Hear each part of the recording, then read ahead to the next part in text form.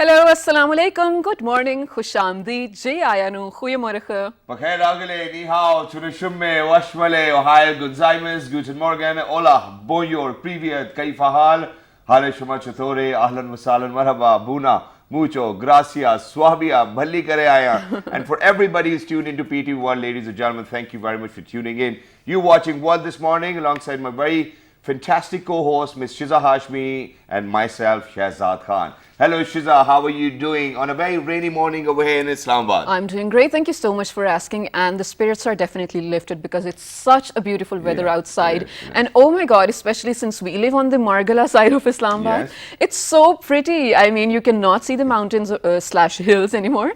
But I mean, it's so cloudy, and I really hope it keeps raining throughout the day as well. But safe rain. I mean, rahmat wali barish is what we're looking Exactly, that's forward what we to. want as well, ladies and gentlemen. But very quickly, before we indulge into what we're talking about today, there's just one small message which I wanted to give out, and that is that obviously there are a lot of people in Pakistan, even though things are not going our way, they still figure out a way how to enjoy it. Yeah. And there was a video which surfaced on the internet yesterday as well, where there's this gentleman who's actually diving into a water which is flooding right next to his house. It was Karachi, right? Yes, it was Karachi, and ladies and gentlemen, please, he was one lucky champ that he actually got away with it.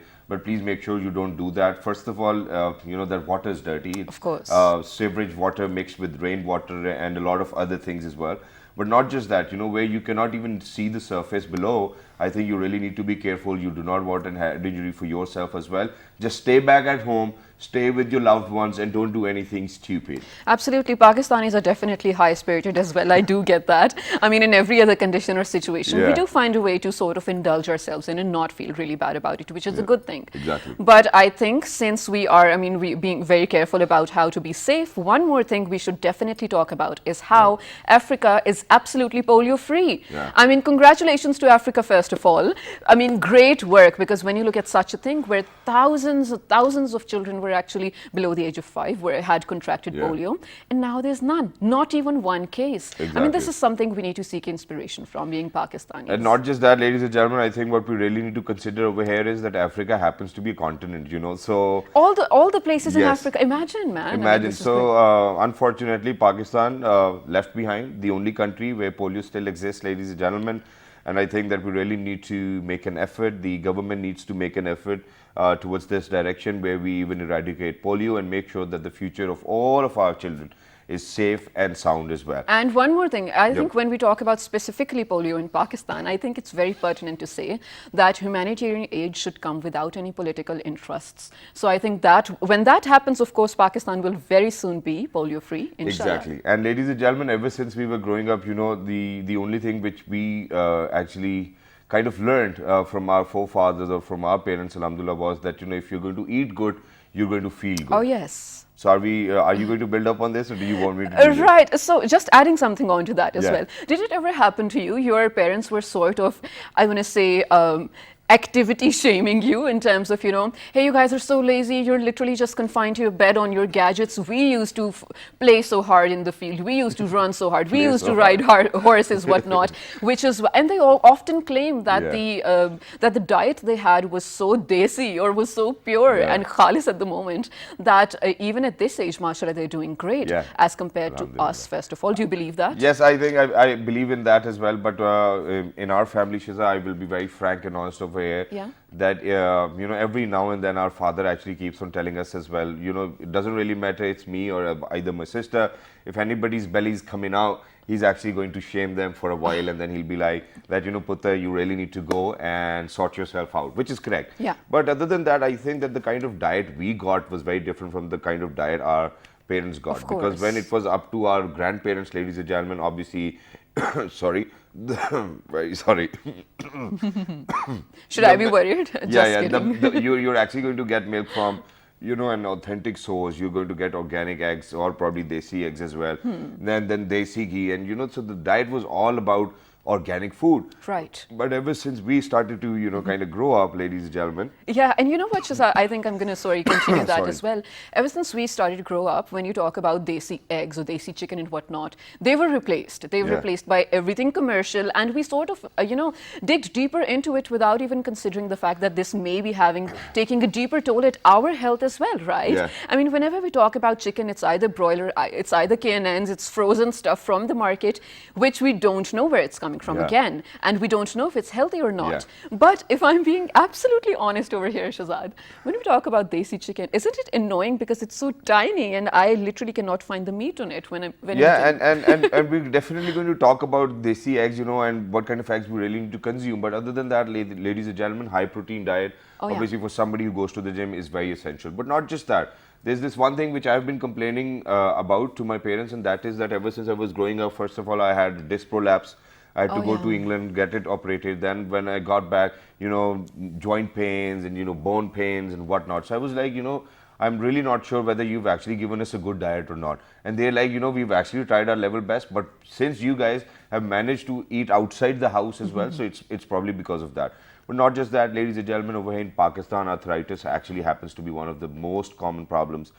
We know that, people over here are malnourished as well. The growth is stunted. So, there are other million problems which a developing country is facing right now. Right. But for one of the most common problems, arthritis, that's what we're speaking about in the first place. Why does it occur? What are the solutions for it? Because I've seen people living with it for years and years, and kind of giving up on their life in that pain. This is so unfortunate, but like you said, it is also so common among especially Pakistanis, and I think we need an expert over here to talk about it. We have so many questions on behalf of you guys as well. So without further ado, we shall be introducing the very apt person we have over here in the studio. So let's do this, ladies and gentlemen. He happens to be a cricketer too as well, but right now today he happens to be a consultant trauma and orthopedic surgeon. He's none other than Dr. Muhammad Anwar Kayani. Hello, sir. Assalamu alaikum. Good morning. Hello, and assalamu alaikum, and hello, viewers. I'm Dr. Anwar Kayani. I'm a consultant trauma and orthopedic surgeon. I've recently returned from England, and I've spent about 17 years and trained over there. And I've finished my FRCS orthopedics and just returned back. And I've started practice in Rawalpindi in Islamabad. And I still see you still have a little bit of accent left on you. Thank you. Which is not a bad thing at all. It's a year of staying in England, so I can't get rid of it. Doing a great job so far. Okay, so my first question is going to be sort of basic as well. Like you sort of introduced him as a cricketer too. So when you decided that you were going to study to be an orthopedic, and then you were being a, I want to say sports person as well. I was going to say you player. played under 19. Yeah, you played under 19, mashallah, nationally as well. Did you realize at that point that this is the way forward if I want to stay fit myself? No, actually it's not. I was always a sports person in my school years and college years, and I loved playing cricket. Okay. And that's, I never thought about it, being a doctor, but as I said, I just went with my studies, and then going to England was especially special for me, because I wanted to play cricket in England grounds, and also I have to do my surgical training, which I did, and complete my FRCS in trauma and orthopedics. Nice, so, mashallah. I mean, staying physically fit is always important, Of course. because it's all about your physical health. And as you were talking about arthritis, so arthritis is mainly it kicks in. It's when you don't do anything, when you don't do any exercises, you have a sedentary lifestyle. You sit at home, sit at sofa, watch telly, and do nothing. Okay. And the cartilage in all the joints, like for example a knee joint, it needs loading and unloading to get nutrition. Okay. So if you don't do any exercises, so you're going to get thinning of cartilage, and you're going to get some arthritic changes, and it depends how quickly you get. So there are two types of arthritis. One is which is age related, and it can also run in the families, and the other type of arthritis is what we call it inflammatory arthritis. First, let's talk about the genetic one. Yeah. So for God forbid, if it exists in the family already, are there chances that we might get it, or we might have it and we might not know about it? Probably in the later ages it might get worse. Yes, I mean there are, especially the inflammatory one. If it runs in the family, then it affects mainly small joints, like small joints of the hands and feet. Okay. So early morning stiffness in the hands, that's a key thing. You shouldn't just ignore it. You should go to the specialist. You need to see that, because this inflammatory type of arthritis has many causes, like rheumatoid arthritis, there are ankylosing spondylitis. It can also affect your spine. So what you need to do is you need to see a consultant, a rheumatologist, or even in Pakistan, I think I've seen quite a few patients with these kind of conditions, rheumatoid arthritis, and there is a special medicines for that, which actually prevents and slows down dramatically the progression of arthritis. The key is to prevent progression of arthritis to a stage where we can't treat it with the medicines, and eventually you had to have a surgery. All right, so still talking about the genetic arthritis, are there chances that you might have the genes, but it may never occur in your life? You may never develop proper arthritis? Well, there is, genetic variability. You can't tell that if someone's dad has it, he'll always have it. Okay. So, having a healthy lifestyle, having good diet, will reduce the chances. and exercises, right? Okay. But if someone is getting it, it is unfortunate. But the problem is, if we talk about 20 years back, there are not such medicines which we call disease-modifying anti-rheumatic drugs, and they are very good and stopping and progression of arthritis. So that's, we're talking about inflammatory arthritis. Right. So if we talk about osteoarthritis, which is like age-related, when everyone grows old, he or she will get some sort of changes in their joints, and that you can prevent that by doing exercises, by developing your muscles, especially if you talk about knee joint, if you have a good quadriceps, hamstrings, and if you're doing exercises, your knees will do well.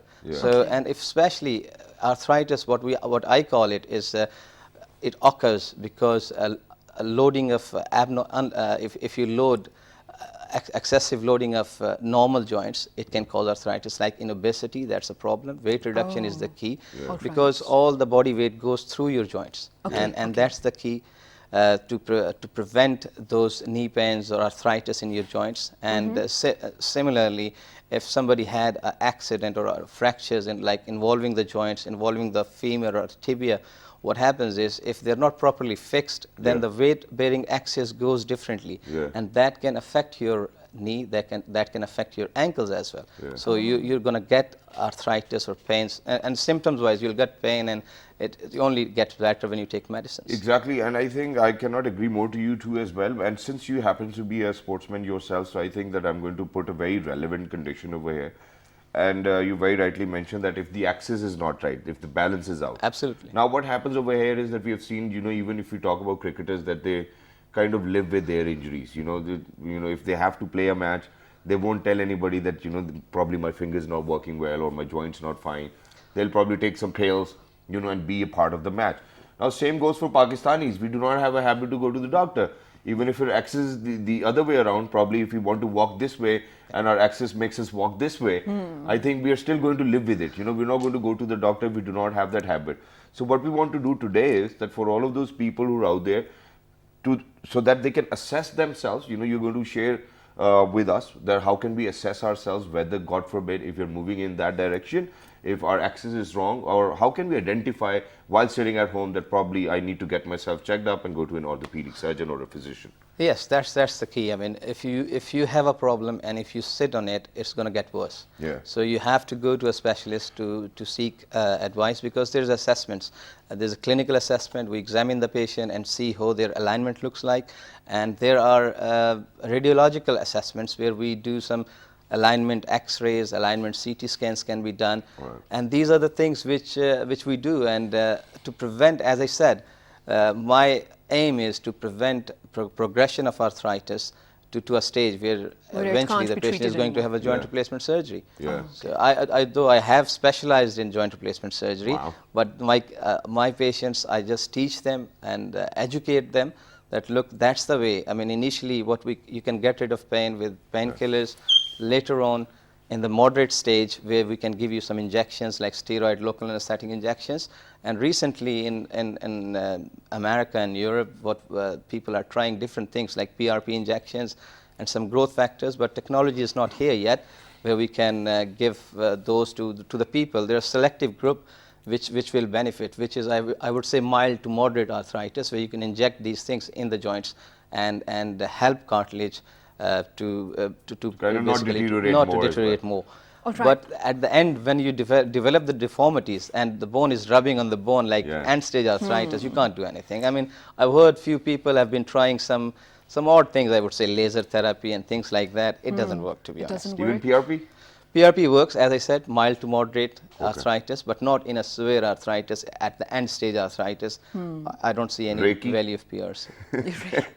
Oh my God, I had to ask that, but we will definitely towards the end of the segment. But Dr. Anwar, you said that you want to minimize the risk of getting to that stage where you can't be operated or treated anymore, let's say.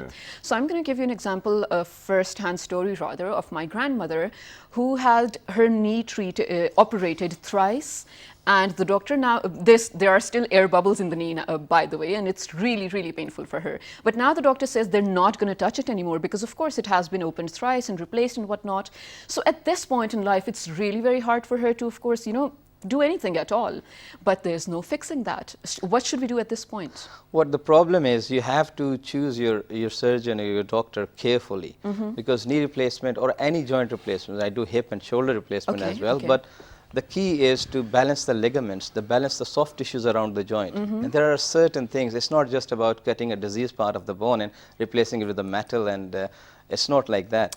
Unfortunately, the people have been doing things like training on patients and things, and it's quite unfortunate. In Pakistan, we haven't developed especially joint replacement surgery or sports injury management to such an extent where we can train the people. Few of my friends have been training, they've started doing training, and I have an aim to train people as well. But at this stage, when she had knee replacement, which didn't work well for her, there are certain risk factors or complications. We do warn the patient about that. But for example, knee replacement surgery success rate is 95%. Okay. So if he had 2 or 3 surgeries, which I mean, I don't know exact detail, but she might have some infection, she might have some other issues, she might have some problem with the ligament balancing. Okay. So what happens, every time you do a surgery, you lose some part of the bone. You lose the bone stock, what we call it a bone marrow. stock. Okay. Because we need some bone to support our implants. Exactly. And every time you do surgery, you do cut a little bit of bone, shave a little bit of bone, and also the ligaments balancing would be difficult at that stage if you're doing a third surgery.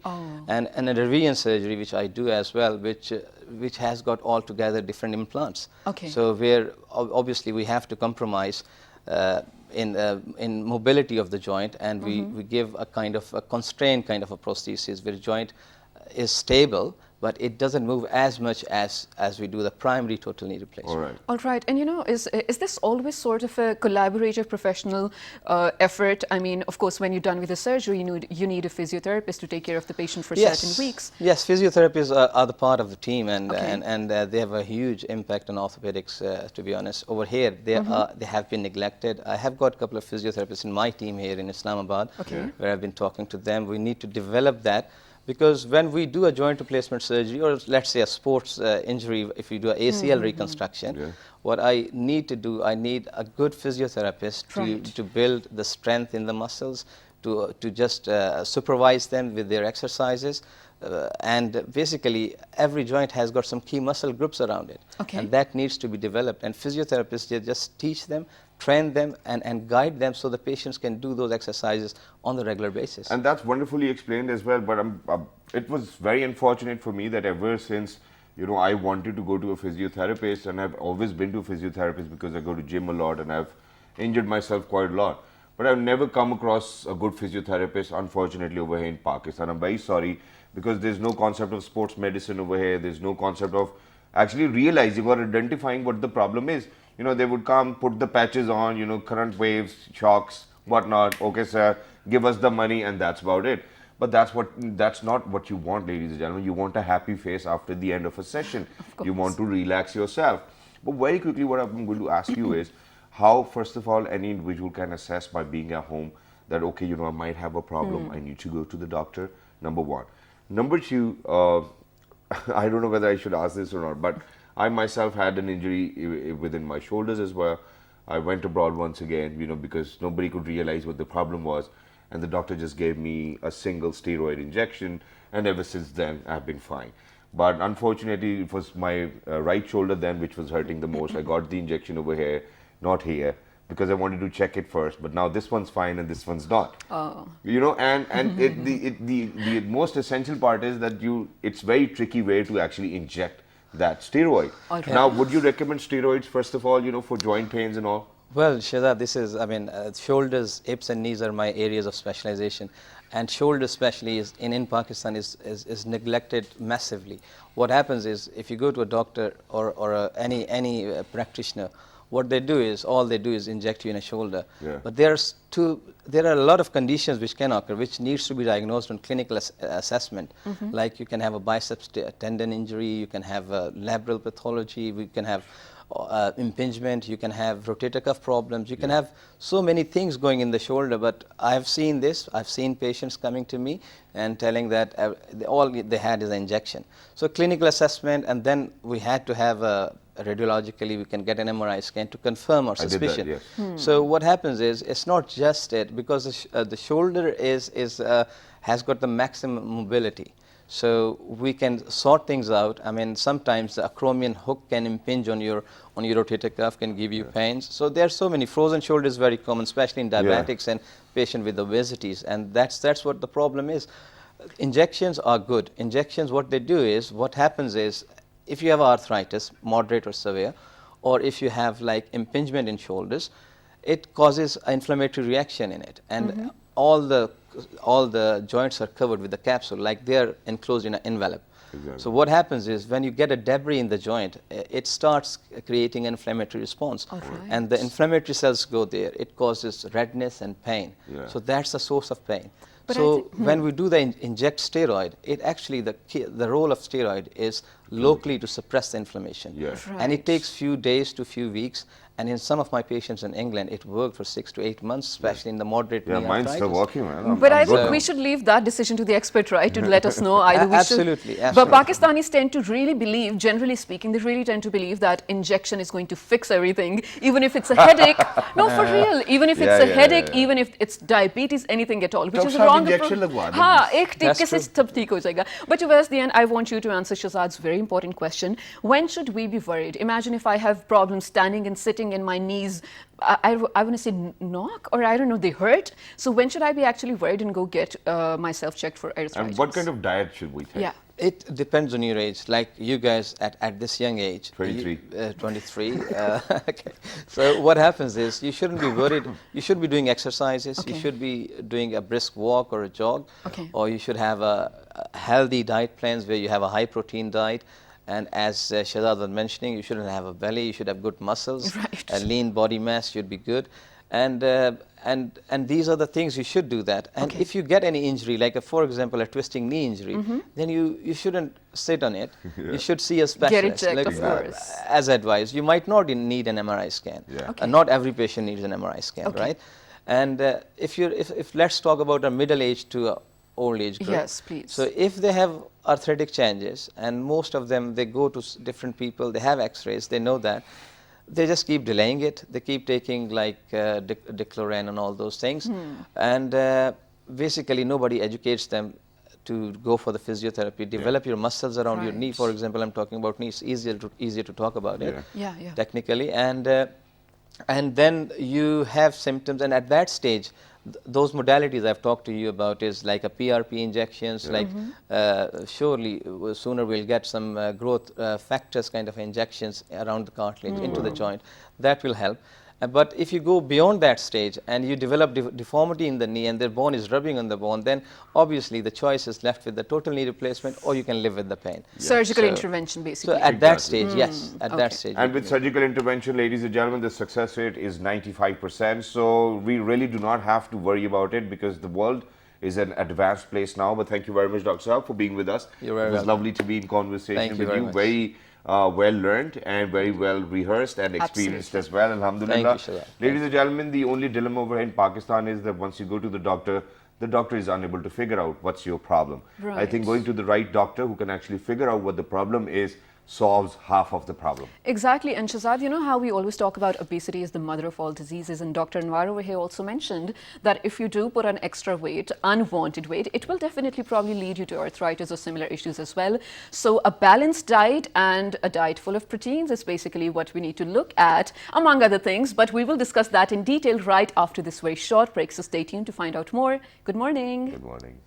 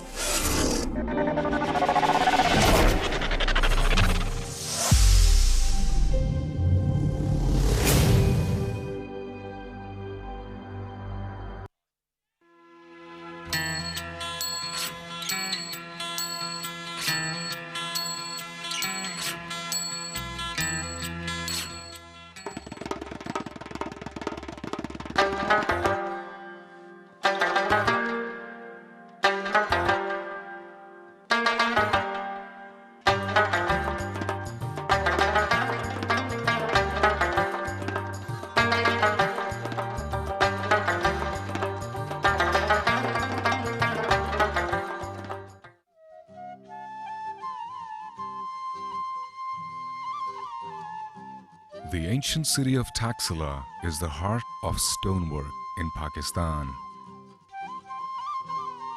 This art, which has been preserved and practiced for centuries, can be seen on many major landmarks of the country. Notably, the Pietra Dura work in the Lahore Fort's Sheesh Mahal. These stone products take days to complete and require immense precision and skill from the craftsman. The final products are perfect for souvenirs, gifts and decoration pieces, each depicting the richness of Pakistani culture at its best.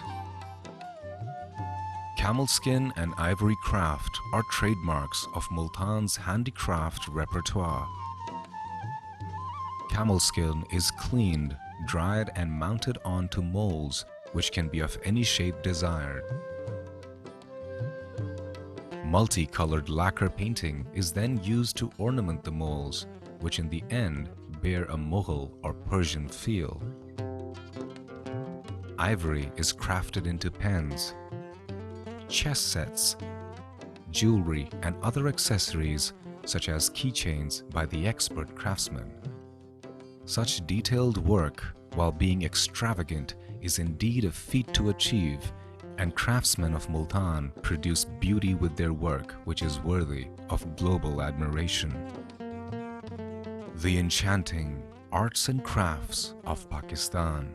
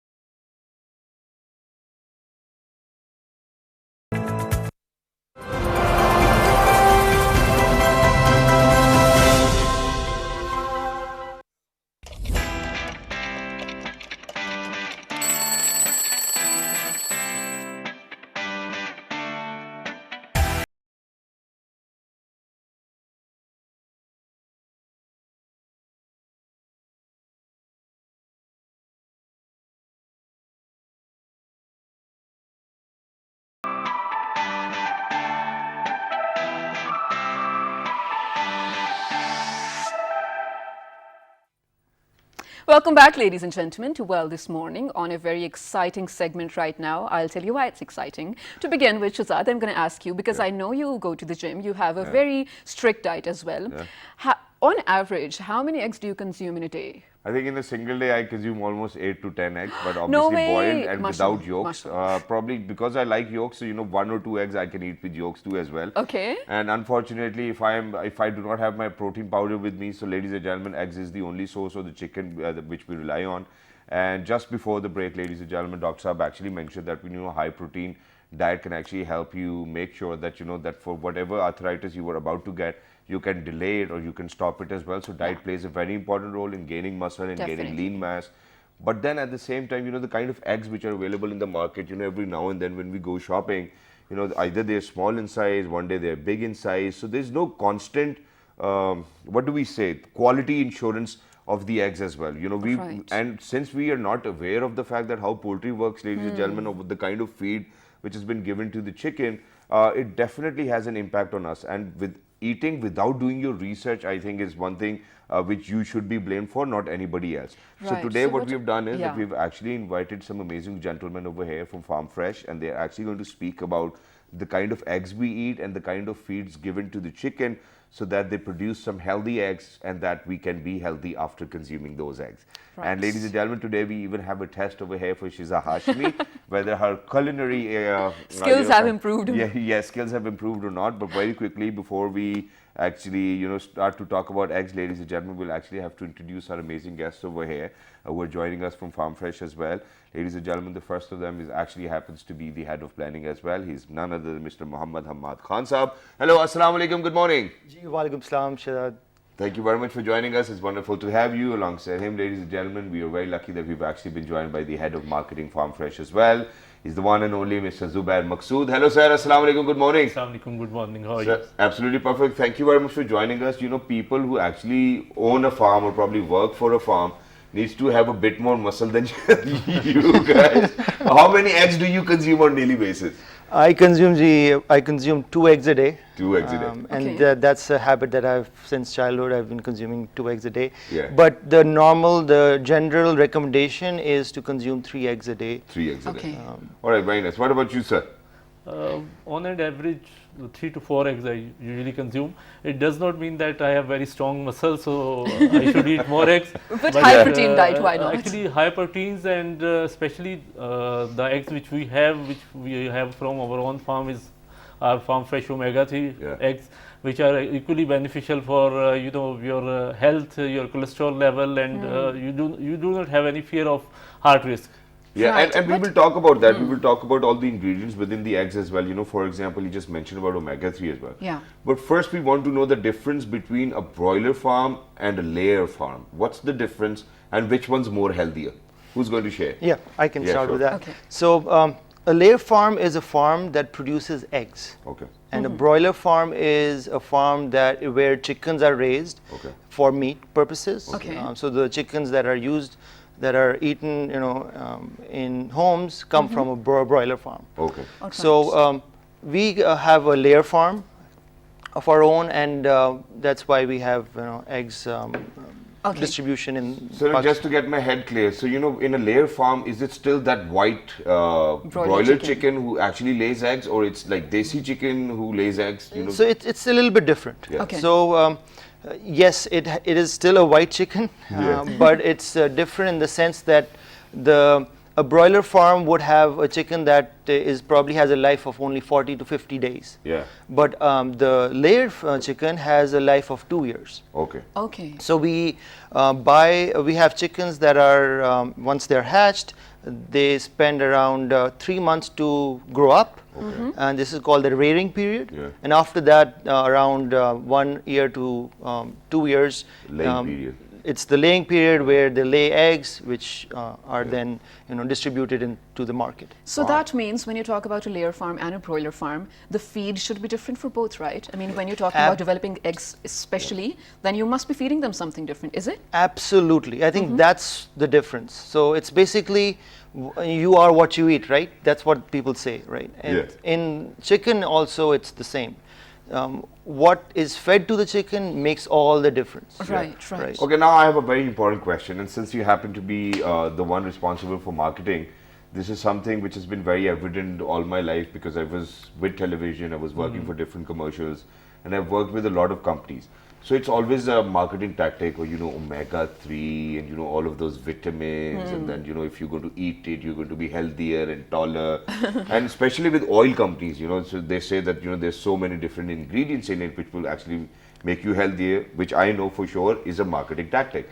But now for the first time I'm hearing that there are eggs which has omega-3 in it as well, or some I don't know, some other vitamins as well. So you tell us about it as well, and how effective is it when you say that there is omega-3? Actually, 12 years before when we started our layer farm, luckily we also engaged one PhD who has specialization in omega-3 feed. Oh, amazing. And he worked over years for many years to develop the omega-3 feed. And that is absolutely natural agro-based feed.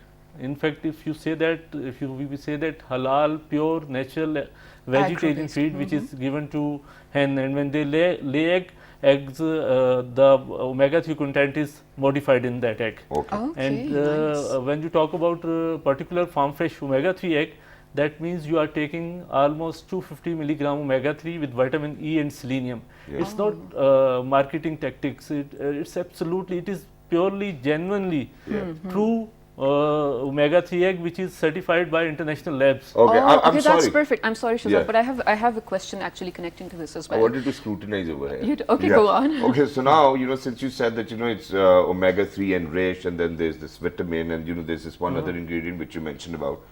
Why is it that the hen which lays an egg which is with omega-3 enriched and all of those vitamins which you counted is not that healthy as the egg is? Actually, when you give that feed to hen, its immune system, the immune system of hen is developed. Okay. And naturally, when she lays eggs, the transfer of omega-3 content goes to omega-3 in the yolk. Okay. And whenever you eat egg, that is healthier than an ordinary egg. Okay. All right. Wow. So how can we make sure, so for people like us who do buy eggs from a general supermarket as well, one thing that bothers me is the expiry date on the egg, and which is hardly like 3 to 4 days, and I cannot consume the whole thing in 3 to 4 days, you know what I mean? First of all, what does the expiry date actually stand for? And the smell, is there a way, or are there eggs which do not have smell in them? It says 4, 10, 20. If you talk Yeah, about we can have the egg for another 2 months, I guess. Oh, brilliant. Yeah, 4, 10, 20. actually, if you talk about smell, then you must have heard that garbage in, garbage out. Yeah. If you give good feed, if you could give halal vegetarian feed, then Okay. you would definitely get those eggs which won't have smell. Okay. There's a litmus test. If you are carrying this egg in your hand, please smell it. You won't find any smell. But how can I Find any smell it from the outside? It often does smell from the outside. Actually, it comes from outside as Okay, well. I think what we can do is probably we have a ball over here. You can break that egg and you can smell that egg, which will show what is the feed behind the. Yeah, that's what we're going to do, ladies and gentlemen. The best way Shazad to is judge the- an egg is to smell it. Right, Or so probably, Shazad- if you have water, just dredge them in it as well. And the ones which float are not good to eat. The ones which sit down are the good ones as well.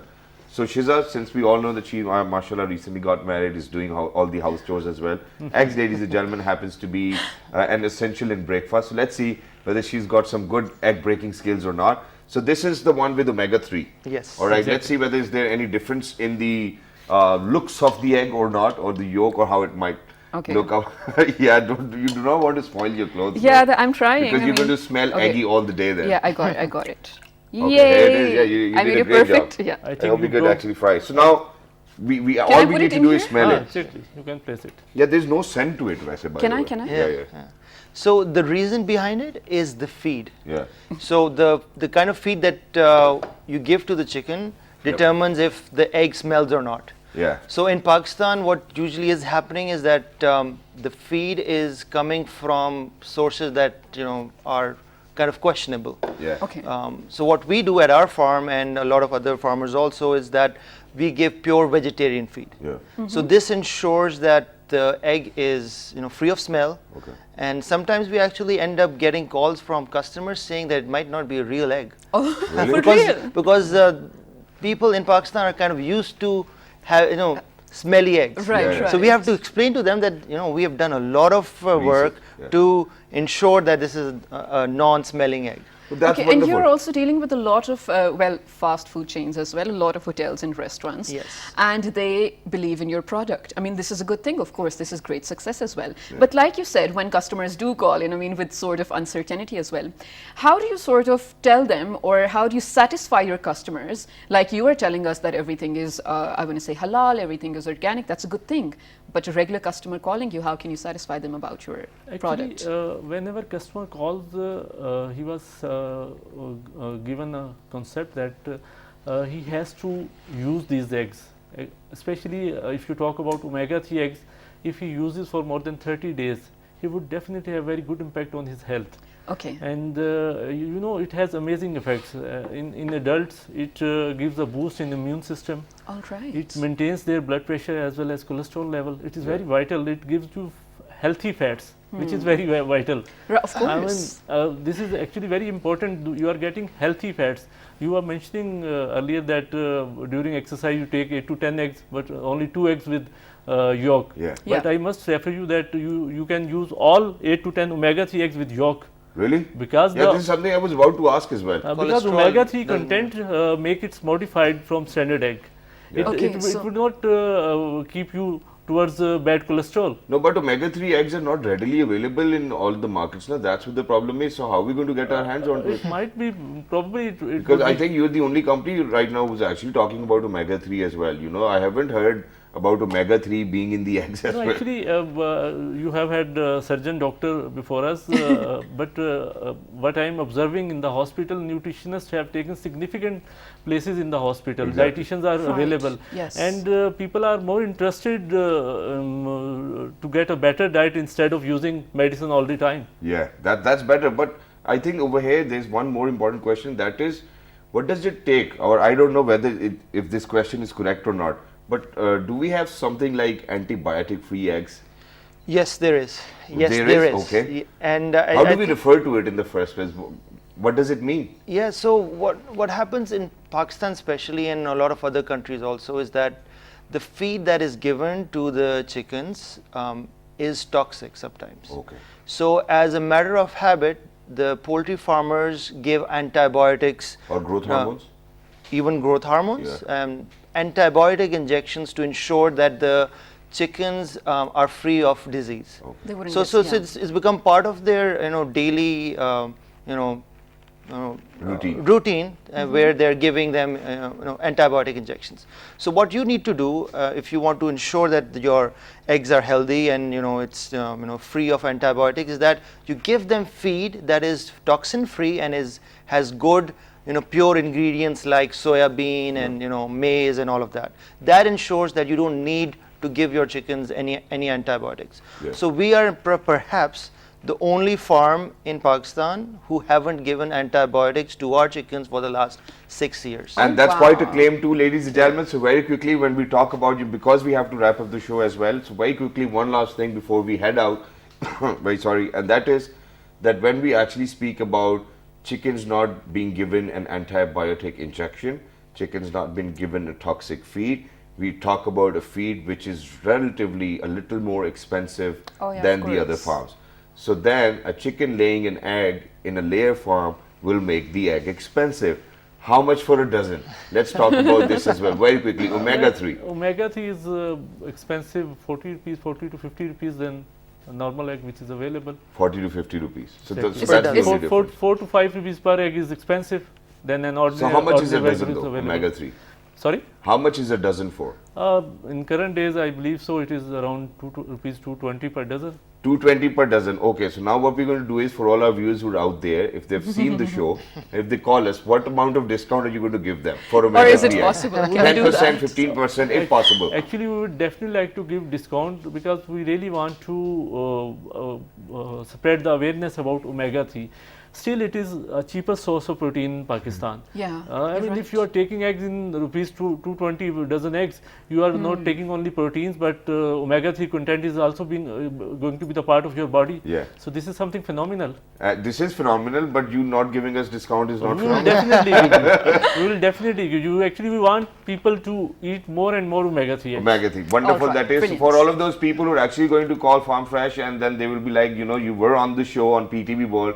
They're actually Yeah. going to give you some sort of discount. I don't Yeah, know you have what, to name- but some sort of discount. Do you have a contact number where people can call? Actually, we have provided to Mr. Jimshed, Okay. and Okay. he can forward it to our number. And our numbers are also Also on the available. packets, Okay. and our eggs are available all over Pakistan in all major At last stores. but not least, I would definitely like to mention that we are certified global supplier to McDonald International. Wow. Not in wow. Pakistan, but we also have supplied to McDonald UAE as well as McDonald Qatar. Wow. This is that's, brilliant. That's And- wonderful. And as we are well. the only farm in Pakistan to qualify to be To do to do that. Yeah. Wow, that's Amazing. wonderful as well, which is why you were here too as well. Well, thank you very much, gentlemen, for taking our time and, you know, giving us the opportunity to hatch an egg too as well. But for everybody out there, ladies and gentlemen, it's our responsibility to make sure that we bring you the right things, most authentic, and then obviously it depends on you. We are actually going to share all the details on our Facebook pages as well. But very quickly, Shiza, do you want to say something? Yeah, just, I mean, reiterate upon the fact that this is something we need to infuse in our daily routine and daily diet as well. Yep. Because, of course, when we talk about a healthy lifestyle, that is the only way we're going to reduce the risk of probably developing arthritis or similar diseases as well in the near future as we grow old. So please be careful. And imagine eating all the yolks, ladies and gentlemen. If an Or putting it omega-3 in your egg is hair. safe, I think I'm going to continue to eat all the yolks as well and gain as much omega-3 I can. But please make sure that you write to us on our Facebook page, which is with the name of Well, this morning. on Twitter, Well, this morning without a G. on Daily Motion and YouTube. It's PTV World, and then you look for Well this morning. Yes, and this fabulous repeat is going to be at 12:05. Yes, so ladies and gentlemen, till the next time, look after yourselves. Make sure that the only eggs you're going to consume are going to be enriched with omega-3. Omega-3, 1, 2, 3. Good morning. Take care.